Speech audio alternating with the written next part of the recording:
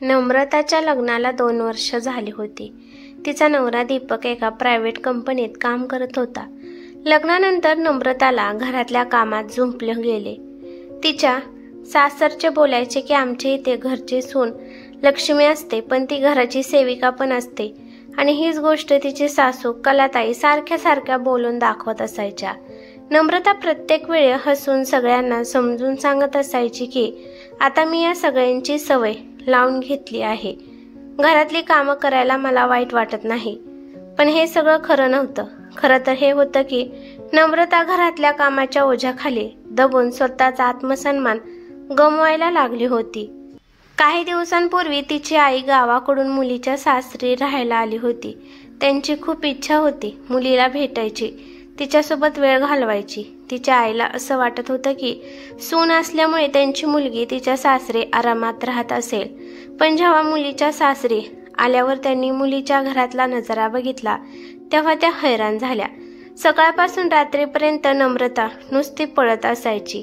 कधी भांडी, कधी साफसफाई, कधी जेवण, तर कधी अजून काय.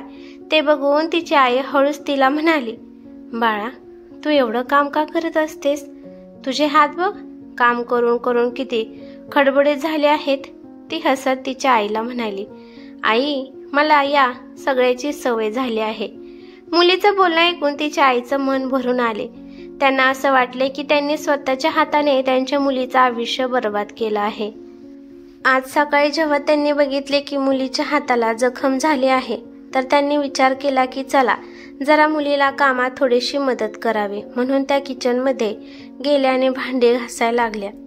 काम करत असताना त्यांच्या मनात कुठलेही कपट नव्हते. पण तेवढ्यात तिच्या सासूची नजर तिच्या आईवर पडली. त्यांनी मोठ्या आवाजात मुलाला दीपकला आवाज दिला आणि म्हणाल्या, बघितले का दीपक, तुझी सासू भांडी घासत आहे. सुनबाई, तू का भांडी घासत नाहीस? असं तुझ्या आईला भांडी घासताना बघून चांगलं वाटत नाही. सासूचे हे शब्द नम्रताच्या काळजाला आतपर्यंत जाऊन टोचले. ती विचार करायला लागली की माझी आई मला कामात मदत करत आहे आणि सासू याला पण माझ्या विरोधात वापरत आहे. माझ्या आईला कामवाली बनवले आणि वरून अजून मला टोमणा पण मारत आहे. नम्रताने खूप आशेने नवऱ्याकडे बघितले की नवरा तिच्या बाजूने काही बोलेल, ते त्यांच्या आईला समजावून सांगतील. पण नवरा फोनमध्ये व्यस्त होता. त्याने साधं डोकं वर करून पण बघितलं नाही. हे बघून तिला वाईट वाटले. हा तोच नवरा होता जो लग्नाच्या अगोदर तिला म्हणाला होता की मी तुला कुठलाही त्रास होऊ देणार नाही. रात्री जेव्हा सगळे झोपले तेव्हा नम्रता तिच्या आईचा हातात घेऊन म्हणाली, आई, तू भांडी का घासत होतीस? तुझ्या इज्जतीचा प्रश्न आहे. मला तुला असं भांडी घासताना बघून अजिबात चांगलं वाटलं नाही. तिच्या आईने मुलीच्या डोक्यावर हात फिरवला आणि म्हणाली, बाळा, जेव्हा मुलगी तिच्या सासरी सुखी असते तेव्हाच तिच्या आईच्या मनाची काळजी मिटते. मी तुझं ओझं जरा हलकं करत होते, त्यात वाईट वाटून घेण्यासारखे काय आहे? आईचं बोलणं ऐकून तिचे डोळे भरून आले. ती म्हणाली, पण आई, इथे तर सगळे मला टोमणे मारतात. मी किती पण काम केलं तरी कुणीही खुश नसतं. मुलीचं बोलणं ऐकून तिच्या आईने मोठा श्वास घेतला आणि म्हणाल्या, नम्रता, बाईचं जीवनच असं असते. ॲडजस्ट करता करता सगळं आयुष्य निघून जाते. हे सगळं करत असताना हे लक्षात ठेव की तुझा आत्मसन्मान गमवायला लागली आहे का? माझी आई खरं बोलत आहे का? त्या रात्री तिने मनाशी पक्के ठरवले की आता इथून पुढे ती शांत बसणार नाही. ती तिच्या स्वतःच्या हक्कासाठी आणि आईच्या इज्जतीसाठी आवाज उचलणार. पण प्रश्न हा होता की या सगळ्यात तिचा नवरा तिची साथ देईल का नाही? समाज तिचं बोलणं ऐकून तिच्या स्वतःच्या हक्कासाठी आणि आईच्या इज्जतीसाठी आवाज उचलणार. पण प्रश्न हा होता की सगळ्यात तिचा नवरा तिची साथ देईल का? तिची सासू हॉलमध्ये बसून शेजारणीसोबत गप्पा मारत बसल्या होत्या. नम्रताची आई किचनमध्ये होती. नम्रता पण किचनमध्येच काम करत होती. अचानक तिच्या सासूचा आवाज आला, अगं सुनबाई, तुझ्या आईने पिट्ट नीट मळून ठेवले आहे का नाही? आता दुसऱ्या लोकांच्या घरात जाऊन काम करायची तुझ्या आईला सवय झाली आहे. सासूचे बोलणे ऐकून नम्रताचा चेहरा रागाने लाल झाला. यावेळी नम्रता गप्प बसली नाही. ती हळू आवाजात सासूला म्हणाली, सासूबाई, माझी आई इथे पाहुणी म्हणून आली आहे. तुम्ही तिचा असा अपमान करू नका. सुनेचे बोलणे ऐकून तिच्या सासूने रागाने डोळे मोठे केले आणि म्हणाल्या, अपमान? अगं, मी काय तुझ्या आईला काही शिव्या दिल्या आहेत का? मी तर खरं तेच बोलत आहे. सुनबाई, आपल्या घरात आलेल्या माणसांनी काम करावे लागते ना, मग कामात मदत केली तर काय बिघडले? सासूचे दोन तोंडी बोलणे ऐकून नम्रताचे मन उदास झाले. तिला माहीत होतं, सासूच्या तोंडाला तोंड देणे म्हणजे घरात वादळ आणल्यासारखे आहे. त्या दिवशी तिचा नवरा रात्री घरी आला तेव्हा तिने हिंमत एकवटली आणि दीपकला म्हणाली, अहो, सासूबाईंनी आज परत माझ्या आईचा अपमान केला. ते बघून मला खूप वाईट वाटलं. दीपक रागाने म्हणाला, नम्रता, माझ्या आईला चुकीचं समजू नकोस. ती जुन्या विचारांची आहे. नम्रता म्हणाली, पण माझी आई काय कामवाली आहे का? ती या घरात पाहुणी म्हणून आली आहे, मग तिच्यासोबत असं वागतात का? हे बघ नम्रता, तू छोट्या छोट्या गोष्टी मोठ्या करत आहेस. मला घरात शांतता हवी आहे. प्रत्येक गोष्टीवरून वाद घालत जाऊ नकोस. नवऱ्याचं बोलणं ऐकून नम्रताचे डोळे भरून आले. ती विचार करायला लागली की जर नवरा माझी साथ देत नसेल तर मी लढाई एकटी कशी काय लढणार? दुसऱ्या दिवशी नम्रताच्या आईने तिला बाजूला बोलवून घेतले आणि म्हणाली, नम्रता, मी उद्या गावी परत जाणार आहे. हे ऐकून नम्रता हैराण झाली आणि म्हणाली, काय आई, तू लगेच का परत निघाली आहेस? तू तर अजून थोडे दिवस इथे राहणार होतीस ना, मग अचानक काय झालं? तिच्या आईने मोठा श्वास घेतला आणि म्हणाली, नम्रता, तुझ्या घरात माझ्यामुळे तणाव वाढत आहे. मला काम करायला वाईट वाटत नाही, पण माझी अशी इच्छा नाही की तुझ्या सासरी वाद चालू हवा. आईचं बोलणं नम्रता म्हणाली, आई, तू कुठेही जाणार नाहीस. त्या दिवशी रात्री जेव्हा शेजारच्या काही बायका घरी आल्या तेव्हा नम्रताची सासू खूप गर्वाने म्हणाली, आमच्या सुनेची आई पण घरात मोलकरणीसारखी कामे करत असते. बघा किती चांगली बाई आहे. आम्हाला फुकटची नोकरानी भेटली आहे. हे ऐकून सगळ्या बाया हसायला लागल्या. हे बघून नम्रताचा रागाचा पारा चढला. तिला असं वाटलं की तिच्या आईच्या इज्जतीचा तमाशा बनवला गेला आहे. त्या रात्री नम्रताला झोप लागली नाही. ती रात्रभर विचार करत राहिली की जर मी अशी प्रत्येक वेळी गप्प बसले तर माझ्या आईचा असा सारखा सारखा अपमान होतच राहणार. तिने मनाशी पक्क केलं की आता यावर काहीतरी करेल. मग तिच्या नवऱ्याने तिची साथ दिली नाही तरी चालेल, जरी समाजाने तिला टोमणे मारले तरी चालतील. दुसऱ्या दिवशी परत तिच्या सासूने तिच्या आईला टोमणा मारला आणि म्हणाल्या, अहो नम्रताच्या आई, एवढी भांडी घासून ठेवा. तुमची मुलगी तर काम करून थकून जाते ना. सासूचे बोलणे ऐकून नम्रता सासूच्या समोर जाऊन उभी राहिली आणि मोठ्या आवाजात म्हणाली, खूप झालं सासूबाई, आता अजून नाही. माझी आई ते पाहुणी आहे. तिचं काम करणे सेवा नाही तर तो तिचा अपमान आहे. जर घरातली भांडी घासायची असतील तर ती माझी मी घासून घेईन. माझ्या आईला ते काम करायची काहीच गरज नाही. नम्रताचे बोलणे ऐकून सगळे सुन्न झाले. तिच्या सासूच्या डोळ्यात हैराणी होती. बाजूच्या घरात आलेल्या बायका कुजबूज करायला लागल्या आणि तिचा नवरा दीपक शांतपणे एका बाजूला उभा होता. त्याला कळतच नव्हतं की हे सगळं असं अचानक कसं काय घडलं. नम्रताचे शब्द सगळ्या घरात घुमत होते. माझी आई पाहुणी आहे आणि तिचं काम करणे सेवा नाही तर तिचा तो अपमान आहे. या वाक्यानंतर घरातले वातावरण थंड झाले नाही, उलट अजूनच गरम झाले. तिची सासू रागाने लाल झाली आणि म्हणाली, अरे वा, आता सुनबाई मला शिकवणार की पाहुण्यांच्याकडून काम करून घेणं म्हणजे तो त्यांचा अपमान असतो. बाई जर घरातली कामं करणार नाही तर मग काय महाराणीसारखी घरात बसून राहणार का?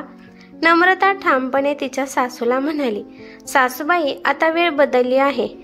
आता घरातल्या सुना सगळं सहन करत मान खाली घालून गप्प बसणार नाहीत.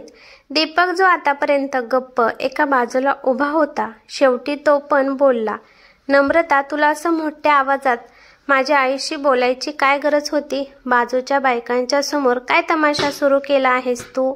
नम्रताच्या डोळ्यात पाणी आले, पण तिचा आवाज मजबूत होता. ती म्हणाली, तमाशा मी नाही बनवला दीपक, तमाशा तेव्हा बनला जेव्हा माझ्या आईला घरातली भांडी घासताना बघून बाजूच्या बायकांच्या समोर तिची चेष्टा उडवली गेली। जेव्हा माझ्या आईच्या इज्जतीचा प्रश्न आला तेव्हा गप्प बसणं म्हणजे माझ्यासाठी पाप होतं। दीपकला माहित होतं नम्रता काही चुकीचं बोलत नव्हती।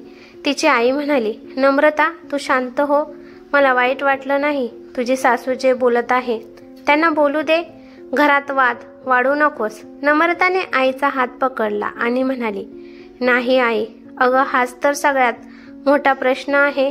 तुझ्यासारख्या बायका हे सहन करत राहतात। त्या दिवशी दीपक आणि नम्रतामध्ये खूप वाद झाले। दीपक म्हणाला, नम्रता तुला समजून घ्यायला पाहिजे की या घराची शांतता माझी जबाबदारी आहे। तू अशी सारखी सारखी आईशी भांडत राहिलीस तर मी मध्ये कसा राहू शकेन। नम्रता ठाम आवाजात म्हणाली, घरात शांती तेव्हा येईल जेव्हा न्याय होईल। जर अन्याय सहन करून घरात शांती येत असेल तर मला असली शांती नको आहे। हे ऐकून तो शांत बसला। त्याचं असं शांत बसणं नम्रतासाठी खूप धोक्याचं होतं। दुसऱ्या दिवशी नम्रताने निश्चय केला की ती आता स्वतःला सिद्ध करून दाखवणार। ती हे दाखवून देईल की सून होण्याचा अर्थ म्हणजे फक्त घरातली कामं करून अपमान सहन करून घेणे नसते, तर आत्मसन्मानाने जगणे पण असते। तिने घरातली कामं केली पण आईला कुठल्याही कामाला हात लावून दिला नाही। तिच्या सासूने टोमणा मारला आणि म्हणाली, सुनबाई आजकाल तू खूप नखरे दाखवायला लागली आहेस। तसे तिने ठणठणीत तिच्या सासूला उत्तर दिले।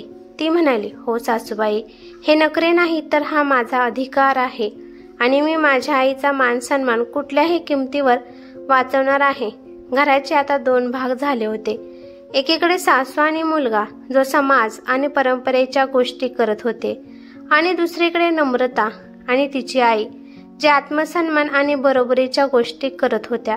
पण खरी परीक्षा अजून बाकी होती, कारण पुढच्या आठवड्यात पाहुण्यांसाठी घरात कार्यक्रम ठेवला होता आणि त्यामध्ये नम्रताच्या आईला कामवाली बनवायची योजना पहिलीच आखून ठेवली होती। कार्यक्रमाचा दिवस उजाडला। घर खूप छान सजवले गेले होते। पाहुण्यांना बोलवले होते। किचनमध्ये सकाळपासूनच गडबड सुरू झाली होती। तिची सासू जुन्या सवयीप्रमाणे हुकूम चालवत होती।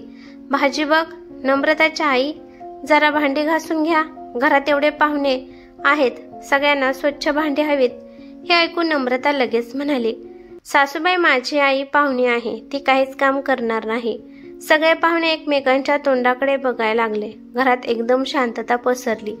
तिची सासू हसून टोमणा मारत म्हणाली, अहो माझ्या सुनेची आई एकदम साधी सरळ बाई आहे, काम करायला त्यांना कसलीच लाज वाटत नाही। पण माझ्या सुनेला बघा, जणू कुठल्या राजवाड्याची राणी आहे। हे ऐकून काही पाहुणे हसायला लागले। तसा नम्रताचा चेहरा रागाने लाल झाला। तिची आई उठली आणि भांडी घासायला निघाली। त्यांच्या मनात फक्त हेच होतं की जर मी मुलीला कामात मदत केली तर तिचंच काम जरा हलकं होईल आणि घरात वाद कमी होतील। पण नम्रताने तिच्या आईचा हात पकडला आणि म्हणाली, नाही आई, तू एक पाऊल पण पुढे टाकणार नाहीस। सगळे पाहुणे आता कौतुकाने ते दृश्य बघत होते। नम्रता सगळ्यांच्या समोर मोठ्या आवाजात म्हणाली, तुम्ही सगळे लोक ऐका, माझी आई इथे पाहुणी बनून आली आहे। तिला काम करायला सांगून तिच्या इज्जतीचा अपमान केल्यासारखं आहे। जर कोणाला भांडी घासायची असतील तर ती मी स्वतः घासेन। हे ऐकून सगळे लोक सुन्न झाले। तिची सासू फणफणत म्हणाली, सुनबाई तुझ्या तोंडातून खूपच विष बाहेर यायला लागले आहे। सगळ्या पाहुण्यांच्या समोर आम्हाला मान खाली घालायला लावत आहेस। नम्रताच्या डोळ्यात पाणी होतं पण आवाज मजबूत होता। ती म्हणाली, नाही सासूबाई, माझ्या आईला कामवाली बनवून तुम्ही आम्हाला मान खाली घालायला लावत आहात। आज जर मी गप्प बसले तर उद्या माझी बारी असेल। बायका तोपर्यंत अपमान सहन करत राहतील जोपर्यंत कोणी आवाज उचलणार नाही। दीपक काळजीत होता। एकीकडे त्याची आई तर इज्जत सगळ्या पाहुण्यांच्या समोर निघत होती आणि दुसरीकडे त्याची बायको होती जे खरं बोलत होती। दीपक हळू आवाजात म्हणाला, नम्रता प्लीज कार्यक्रमाचे वातावरण खराब करू नकोस। नम्रता नवऱ्याकडे बघून शांत स्वरात म्हणाली, दीपक, कार्यक्रमाचे वातावरण मी नाही तर यांचे जुने विचार खराब करत आहेत। हे ऐकून तो अवाक राहिला। पाहुणे आपापसात कुजबुज करायला लागले। आजकालच्या सुना खूप चतुर आहेत, पण ती चुकीचं काय बोलली, खरं तेच बोलत आहे। सुनेच्या आईकडून काम करून घेणे चांगले तर वाटत नाही ना? तिच्या सासूने पाहुण्यांचे बोलणे ऐकले तसा त्यांचा चेहरा अजूनच रागाने लाल झाला. कार्यक्रम संपला. सगळे पाहुणे निघून गेले. आता घरात भयान शांतता पसरली. तिची सासू रागात म्हणाली, सुनबाई, तू आज माझा सगळ्या पाहुण्यांच्या समोर अपमान केला आहेस. आता बघ तुझं आयुष्य कसं नरक बनवते. हे ऐकून नम्रता शांत बसली.